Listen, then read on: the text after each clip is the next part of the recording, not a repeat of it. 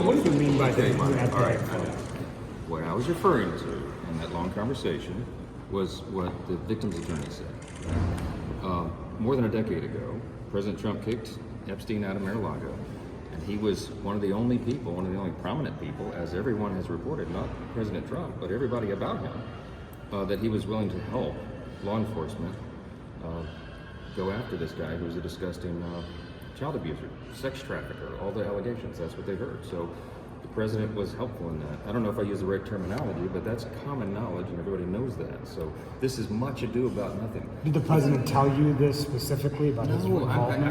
I was recounting what others have said. The president and I have talked about the Epstein evils many times. He's as disgusted by it as everybody else. He has long had a history of acknowledging that, and he has said repeatedly he wants everything to come out, all credible information, everything for the American public to decide. Was he ever asked to wear a wire or anything like that? I have no idea. No, I'm not saying that. I have no information about that whatsoever. I was repeating what has been common knowledge for a long time.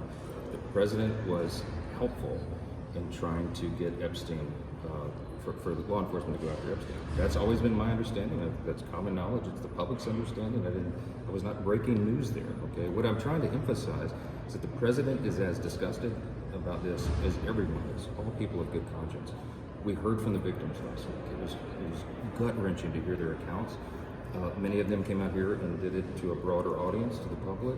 But there's as many as 1,000 other victims, hundreds of young women, now some of them middle-aged women, who were subjected to these abuses for a long, long time, and justice is long overdue. So we're not just investigating Epstein and what happened, but why the justice system failed these women for so long.